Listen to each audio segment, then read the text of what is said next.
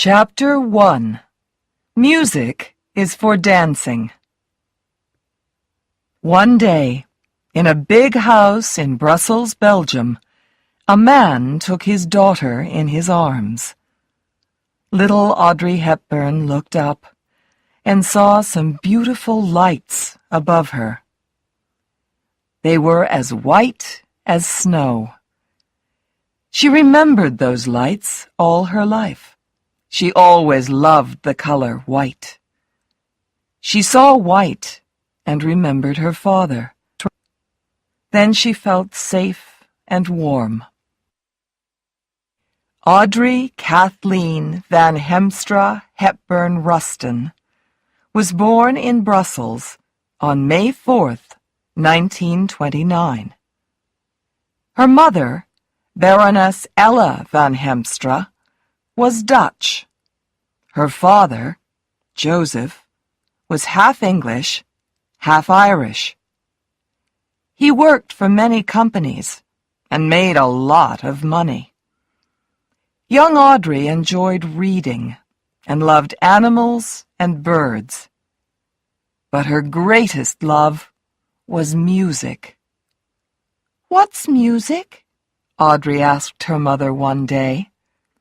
"It's for dancing," her mother answered.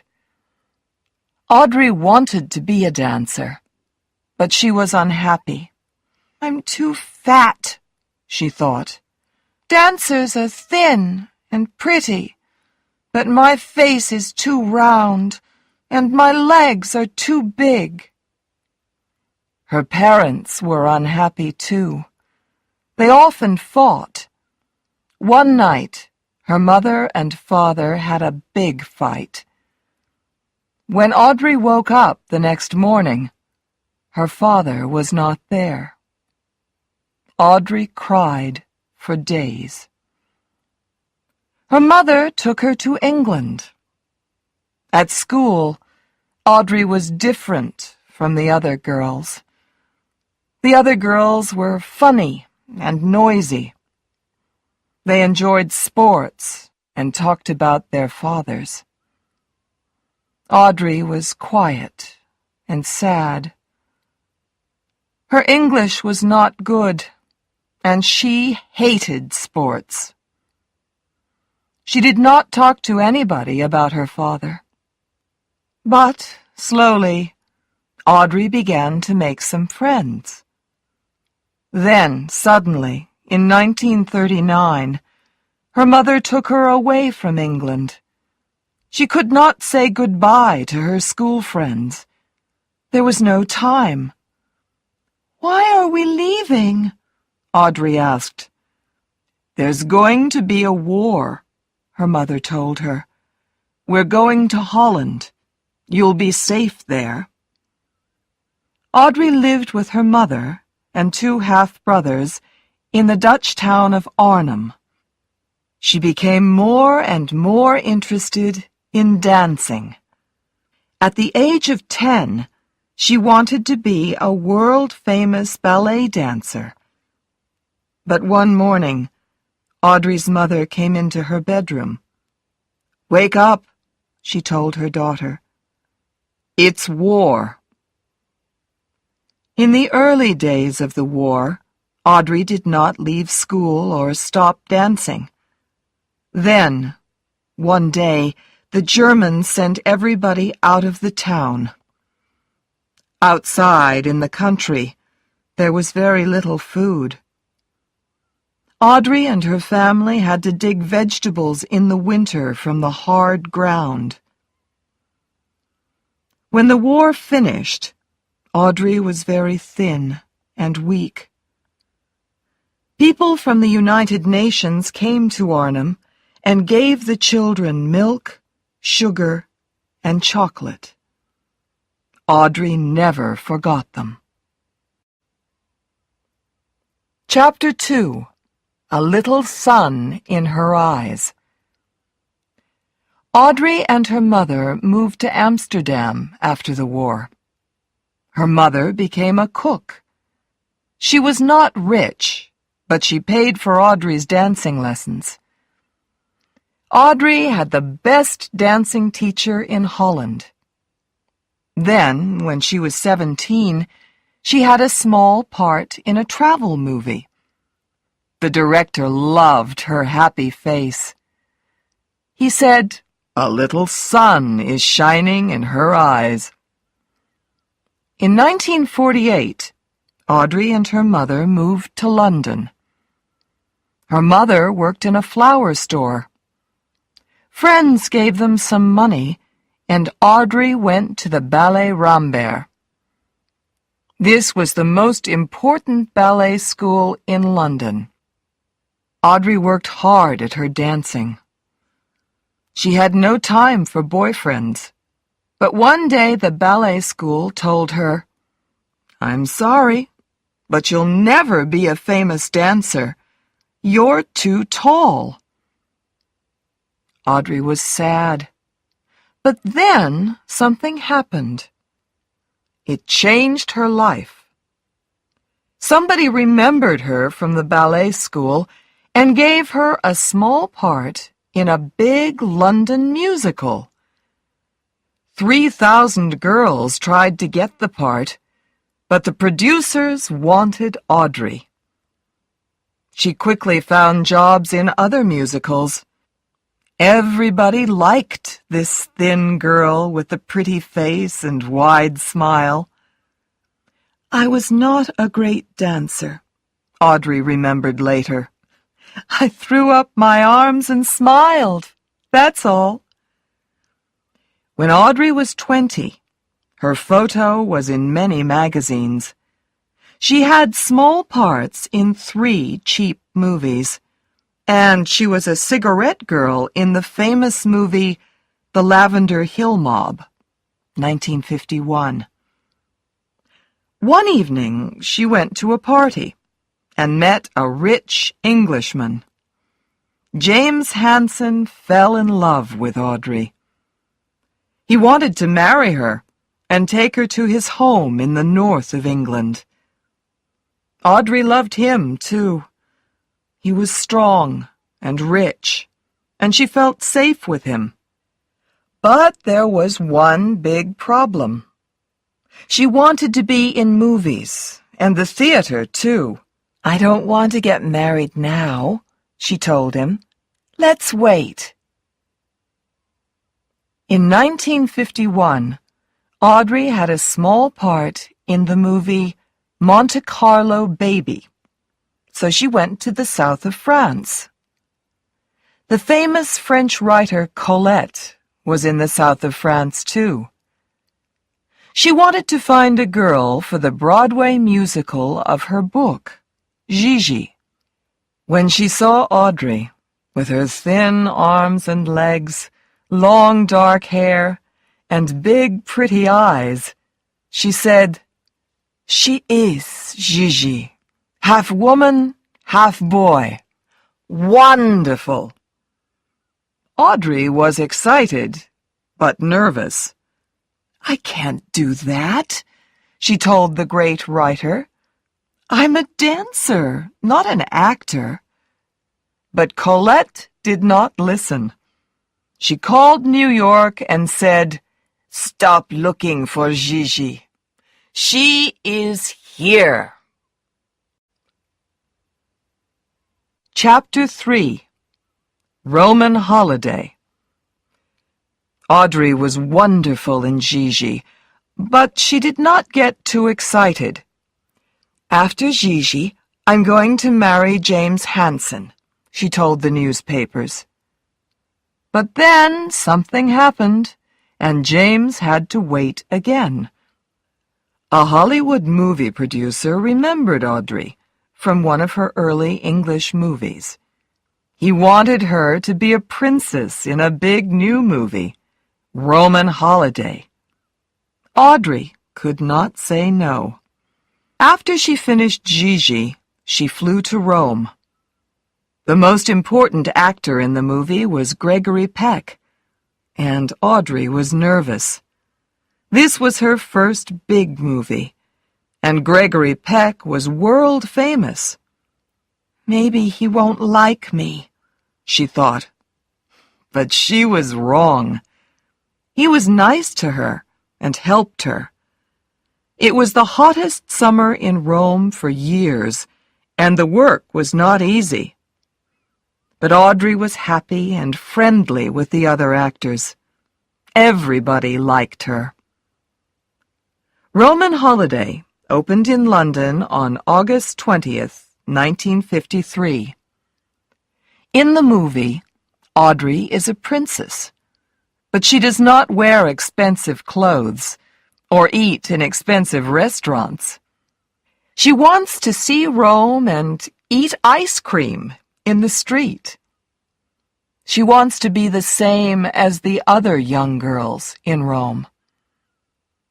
The movie made Audrey world famous. Young girls everywhere wanted to dress in the same way as her. Now she wanted to be in movies all the time. She was not ready to be James Hanson's wife. James was sad, but he understood. They stayed friends. Chapter 4. The Right Man. Audrey's next movie was Sabrina. Hubert de Givenchy of Paris made her clothes. "A woman does not wear a dress," he told her. "She lives in it." He became her friend for life. There were two very famous actors in Sabrina, William Holden and Humphrey Bogart. Holden liked Audrey very much. Bogart did not like Holden, so he was unfriendly to Audrey, too. "Don't be sad. Nobody likes Bogart," Holden told her. "He's unfriendly to everybody." Holden fell in love with Audrey. He wanted to leave his wife and marry her. "She was the love of my life," he said later. Audrey liked Holden, too, but he was not the right man for her. He drank too much, and he had a wife and 3 children. She did not want to hurt his family. But there was something more important than this. He could not have more children, and children were very important to Audrey. When she married, she wanted to be a mother, too. Later in the same year, Audrey went to a party in London and met the right man. He was 11 years older than her, but to her he was wonderful. He was an actor, writer, producer, and director. He knew everybody in Hollywood. He was a good friend of Gregory Peck. He was intelligent, and he could speak many languages. He had a warm and friendly face. His name was Mel Ferrer. Chapter 5. At the Top. In September 1953, there was a photo of Audrey on the front of Time magazine. "She shines with fire in her beautiful eyes," the magazine wrote. The world was in love with Audrey Hepburn. But Audrey was only in love with one man. She wanted to be with Mel Ferrer all the time. He produced a play for her on Broadway, Undine, and she acted in it with him for 6 months. People liked Undine, and Audrey acted beautifully. She won an Oscar for Best Actress in Roman Holiday. 3 days later, she won a Tony for Best Actress in Undine. These were exciting times for Audrey, but she was very tired. She had to have a vacation, so she flew to Switzerland. She loved Switzerland. She felt safe there, away from the people and noise of the big cities. She could see white mountains from her windows. Maybe she remembered more than 20 years before, a little girl in her father's arms, with lights as white as snow above her head. Chapter 6. A Good Wife. On September 25th, 1954, she married Mel Ferrer in Switzerland. She became pregnant and stopped making movies. Sadly, she lost the baby. She was very unhappy, but Mel was strong. He loved her and was very nice to her. After that, she wanted to be in movies with her husband. She acted with him in War and Peace, 1955. Then she made Funny Face, 1956, with the famous dancer Fred Astaire. Mel was not in this movie, but he was near her, in Paris. Audrey enjoyed dancing with Fred Astaire. It was a happy musical with beautiful clothes by Givenchy. In 1956, Audrey made another movie in Paris, Love in the Afternoon, with Gary Cooper. This time, Mel could not be near her. He was in the United States, so he sent her a new friend, a little dog. Audrey loved the dog. She took him everywhere and gave him the name Mr. Famous. The next year, 1957, Audrey did not make any movies. Mel worked in Spain and Mexico, and Audrey went with him. She cooked for him and helped him with his work. A lot of people in Hollywood were angry with Mel and did not like him. To them, he was her boss more than her husband. They wanted more movies with Audrey in them. But Audrey was happy. It was, maybe, the happiest time of her married life. She had no telephone. She was away from everybody and near Mel. This was important to her. Because next year, she thought, I'm going to work in Africa without him. Chapter 7. I Won't Be Stupid Again. Audrey went to Africa in January 1958 with her dog and began work on The Nun's Story. It was very different from her other movies. There was no love story, no music. There were no funny conversations, and no Givenchy clothes. In the movie, Audrey was a nun, Sister Luke, and she had to wear nun's clothes. The camera could only see her mouth and eyes, but she was more than a pretty face. She was a great actress, too, and people loved her. But great actresses sometimes make mistakes. When Audrey came back to the United States, she was a bird girl in Green Mansions. It was her worst movie. People laughed at it, and this made Audrey sad. She was sad because she made the movie for love. Mel was the director, and he never directed a Hollywood movie again. This was a bad time for Audrey. After Green Mansions, she became pregnant again. Mel wanted her to stay at home, but she went to Mexico. In the middle of the movie The Unforgiven, she had an accident. She fell off a horse and lost her baby for the second time. Mel was nice to her, and Audrey felt very bad. "I'm sorry," she said to him. "I won't be stupid again." Sometime later, Alfred Hitchcock, the famous director, wanted Audrey to be in his next movie, a big, expensive Hollywood movie. He sent her the story, and she read it. "What do you think?"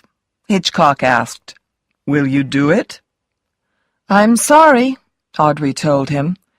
"I don't like the story. It's not for me." Hitchcock was very angry with her. He made a different, cheap, black-and-white movie with no world-famous actors. "This will be a bad movie," he thought angrily. "It will lose money, and I'll never speak to Audrey Hepburn again." He was wrong about his new movie. Its name was Psycho. But he was right about the second thing. He never spoke to Audrey again. Audrey did not think about Hitchcock very much. She was happy because she was pregnant again. "I won't be stupid this time," she thought. Hollywood wanted her to be in a new musical, West Side Story, but she stayed quietly in Switzerland. She did not want to lose a third baby. In January 1960, Audrey had a baby boy, Sean. After Sean was born, Audrey stayed at home with him. She was happy in Switzerland, with her baby son and her little dog. In the day, she went for long walks in the snow. In the evening, she sat by the fire and read. Then one evening, she read a story by Truman Capote. Its name was Breakfast at Tiffanys. Chapter 8. Breakfast at Tiffanys. Audrey wanted to do the movie, but she was nervous about the story. She usually played nice girls, princesses, dancers, nuns, but the girl in Breakfast at Tiffanys is not nice. She leaves her husband and goes to New York. She is friendly with bad people. Audrey was also nervous because Truman Capote did not really want her in the movie. He wanted Marilyn Monroe. Maybe the part isn't right for me, she thought. The director, Blake Edwards, visited Audrey in Switzerland. "It is the right part for you," he told her. "You're one of the 5 biggest actresses in the world. You can do anything. It's time to do something different and dangerous. Yes, Holly's a bad girl, but behind her expensive clothes and dark glasses, she's only a child." Audrey made Breakfast at Tiffanys in New York, and it came to the movie theaters in 1961. She's a European princess. She can't act the part of a poor American horse doctor's wife, some people said. But most people liked the movie very much. In her dark glasses and Givenchy clothes, Audrey was beautiful, crazy, and funny. And they loved her when she sadly sang Moon River at her bedroom window. Chapter 9.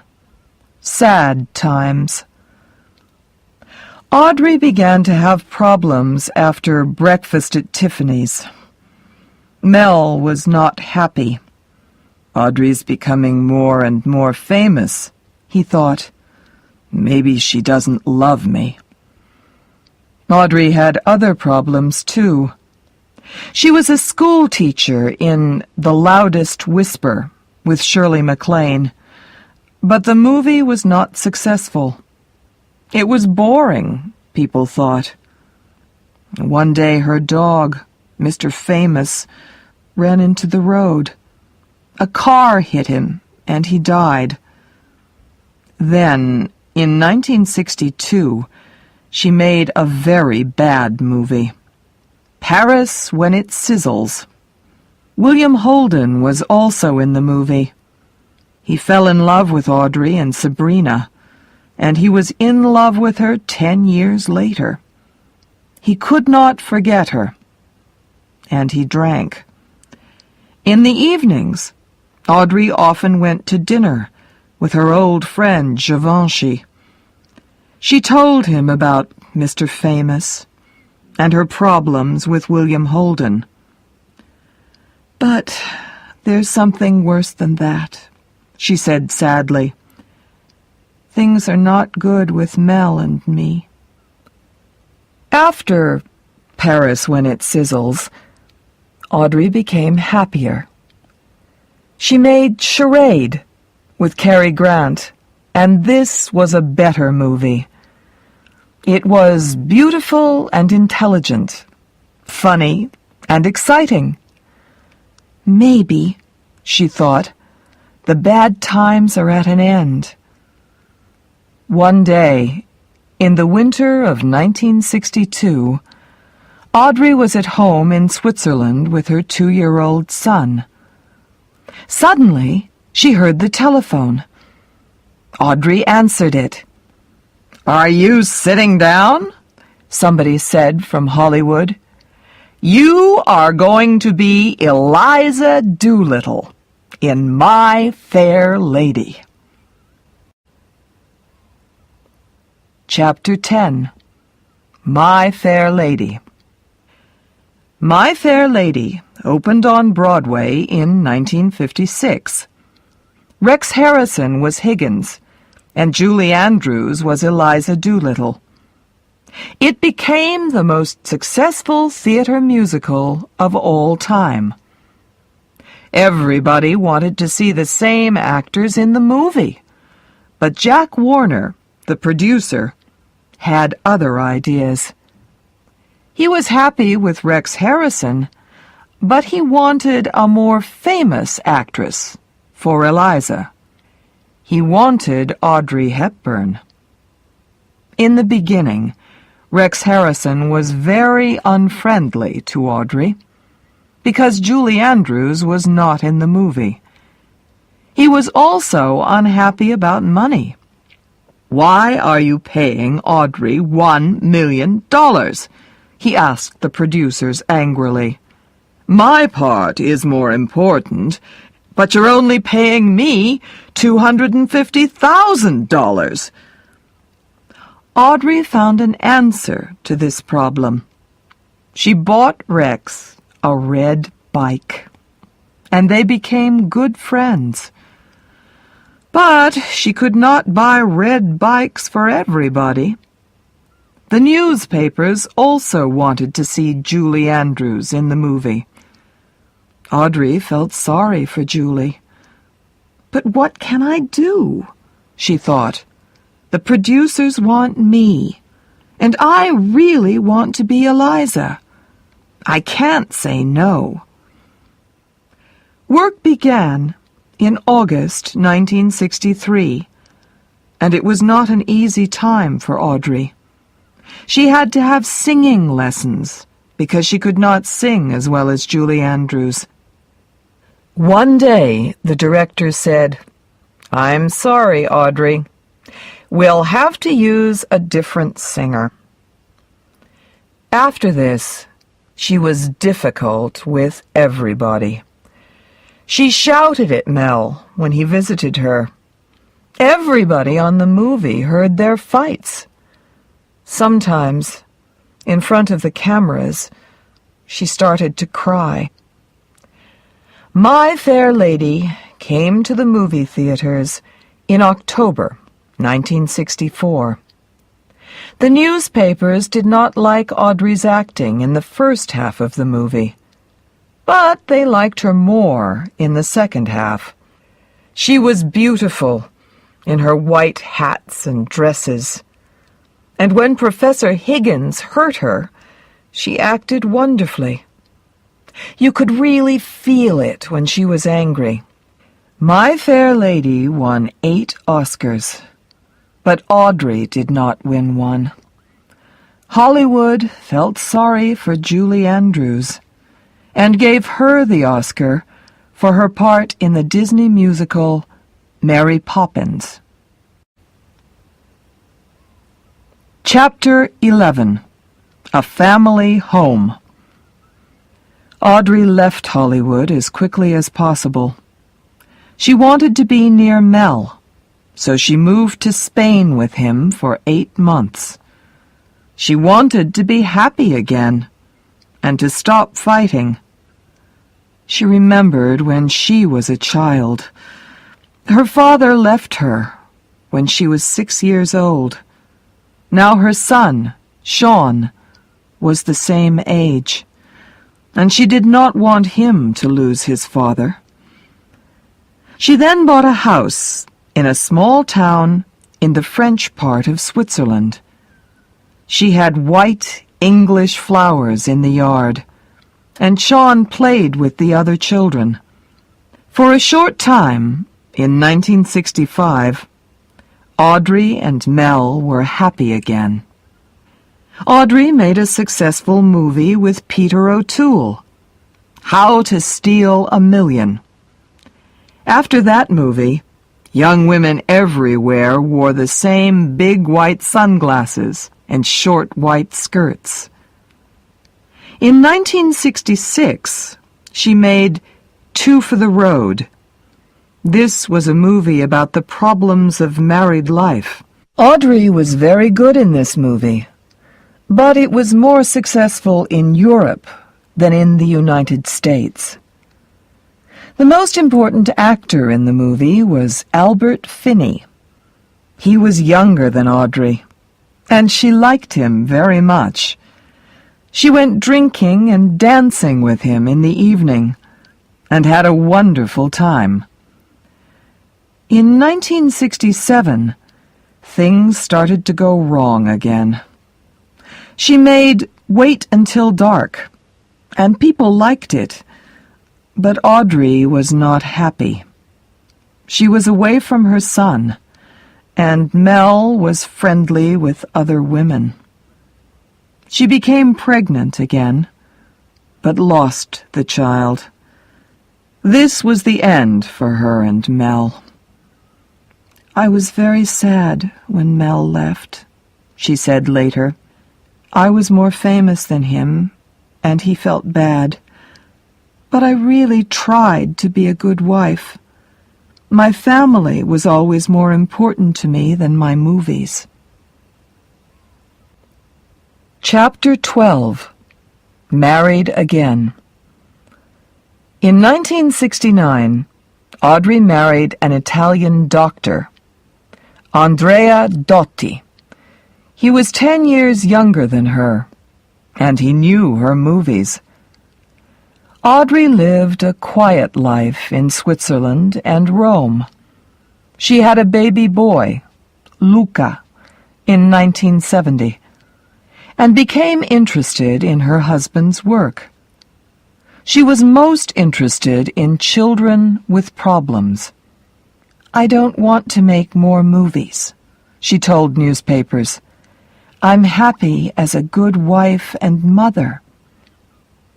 She only made one movie in 11 years, Robin and Marion, 1975, with Sean Connery.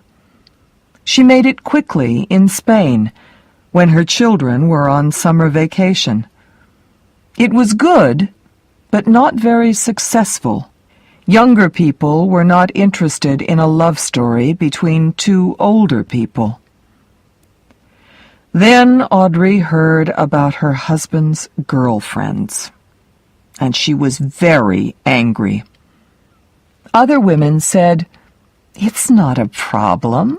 He loves you. All husbands have girlfriends." But Audrey did not listen to them.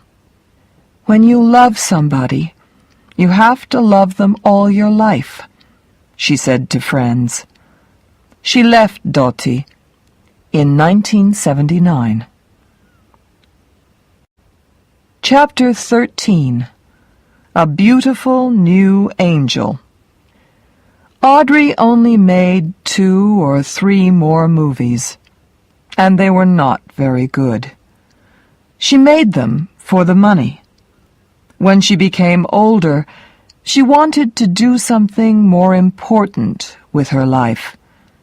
She remembered her early years at the end of the war, when she was poor and hungry. Now she wanted to help poor and hungry children too. She started to work for the United Nations. With her new friend, Robert Wolders, she visited the poorest and most dangerous countries in the world. The world-famous actress in Givenchy clothes now worked with hungry children in Africa. She stayed in small towns with no water and visited sick children in dirty old hospitals. When she was at home, she talked on television about her work. She had a small part in one more movie. She was an angel in Steven Spielberg's Always. Audrey's last words in the movie are, "Do things for others." In 1992, she traveled to Africa for the last time. When she came back, she was very sick. She got better for a short time, and her old friends Elizabeth Taylor and Gregory Peck visited her. But then she became very sick again, and the doctors could not help her. She left hospital and went back to her house in Switzerland. She wanted to see the snow on the mountains again before she died. There were white flowers everywhere inside the house. Her friend Givenchy sent them from Paris. Audrey had one last quiet Christmas with her family. Before they carried her upstairs to bed, she looked at everybody. "This was the best Christmas of my life," she said. On January 20th, 1993, Audrey Hepburn died. She was 64. Mel Ferrer and Andrea Dotti came to the church near her house and said goodbye. Elizabeth Taylor said, "God has a beautiful new angel now." The ground outside the church was white with snow and flowers.